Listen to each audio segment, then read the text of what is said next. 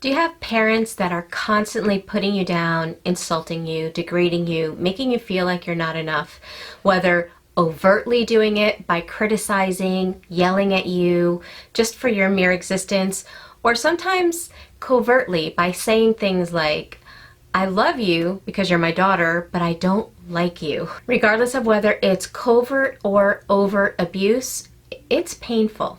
And it has the ability to not only affect you at the moment you're at in your life, but also in your future. In this video, I'm going to help you to know 4 reasons why your parent is doing this to you. And when I say parent, it could actually be interchanged with spouse, because the kind of abuse, narcissistic abuse that I'm talking about, is very similar despite what the relationship is between people. But I am going to be using the word parent for the sake of this video. So you're going to learn why they do that. And the reason I like to talk about why is because when we can understand it, it's a lot easier to not absorb their abuse or think that it's our fault. We're able to put the blame where it belongs when we understand it. The first reason why toxic parents, narcissistic parents, are constantly criticizing and putting their children down is because they're always competing with their children. Now, this doesn't make sense in healthy dynamics, right? Normally, as parents, and I'm a parent myself, so as parents, we normally want our child to be better than us, to excel. If we see that they have a talent that we don't have, we're overjoyed, we're ecstatic, and we want to encourage them in those things. Well, toxic parents, narcissistic parents, aren't like that. Because they're always competing, they're always needing to maintain some kind of strange status quo in their own mind, where they're here and everyone else, including their children, is here. So if they see anything good and positive in you, in their mind, right, they're seeing this take place. So their way of handling that is to insult, criticize, point out something negative, make you feel bad about yourself, because as soon as they do that, that balance, their balance, which is like this, normally balance should be equal, but their balance is restored. And that's why they do that. I see this a lot in my face-to-face coaching when a young adult, maybe between the ages of 18 and 25, is coaching with me and they tell me something like, my mother, when I was a child, when I was a teenager, my mother would always accuse me of competing with her. Anytime I would get dressed to go someplace or put makeup on or get dressed to go out, she would criticize and put me down as if I was doing something bad or going against her by looking nice. So that's just an example of a crazy way that toxic parents see something in you that makes them feel less than, and they criticize and insult so that they feel better about themselves. The second reason toxic parents are constantly treating their children with disdain, contempt, insulting them, putting them down, is because they live life through their false image. So unlike normal, I shouldn't say normal because I don't know if any of us are really completely normal, but unlike relatively healthy people that can self-evaluate, right? We can look at ourselves and we can see our strengths. We also know when we screw up. We also know when we make mistakes. We also know what our weaknesses are, what we need to work on to improve ourselves. Unlike people that are able to do that, narcissists never do that. They never evaluate themselves as to what they need to change or improve. Rather, they have this blown up false image of themselves that in their mind is perfect. This false image, should be worshipped in the mind of a narcissist. It is that beautiful and that perfect. However, even if it's on a subconscious level, they have moments where they see themselves. They see a quality that is undesirable, that does not fit that perfect image that they think they are, right?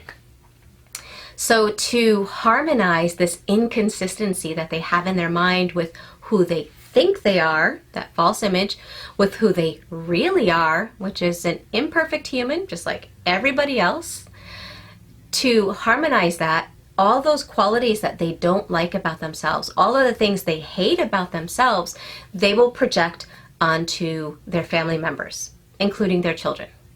So For example, if they're playing a game with their child, right? And the child is winning and the narcissist is getting angry because they're feeling competitive. They have to win.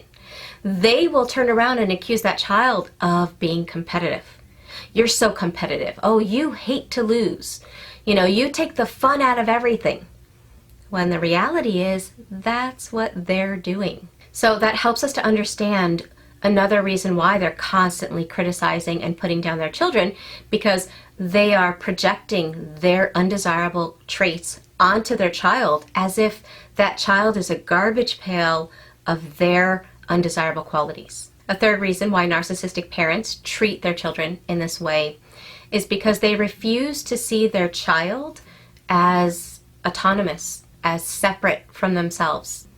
And that's why they're constantly trying to take credit for everything you do, because you are them in their mind. You are an extension of them, and they should take the credit for anything that you do. One of the ways that they deal with this inability to see the other person as separate is to minimize anything you do that's separate from them, any accomplishments that you have that were not dependent on them, any talents that you have that you don't need them for. They will diminish that. They will criticize it. They will make you feel foolish for doing it. They will give you zero emotional support for anything, for any of those things. And the reason that they're doing that is because by doing that, what they're essentially doing in their own mind is denying your autonomy. And in a way, it's teaching you to kind of lose your autonomy as well.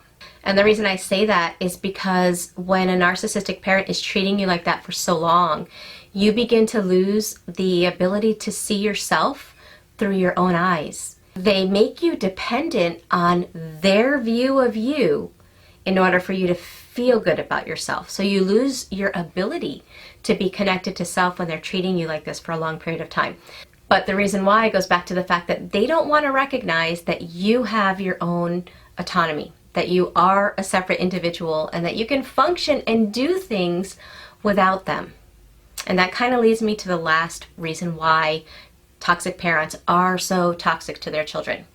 And that's because by doing all of this emotional manipulation that I mentioned already, they are breaking your self-esteem, your self-confidence, your sense of self, your self-identity, your self-love is so broken that many children that have narcissistic parents like that, they're set up to become dependent on their toxic parent, which is exactly what the toxic parent wants, because by you being dependent on them, it gives them a sense of importance and value in their own eyes. So unlike a healthy parent that wants their child to have their wings and to excel and to live their own life, the toxic parent wants you to be dependent on them.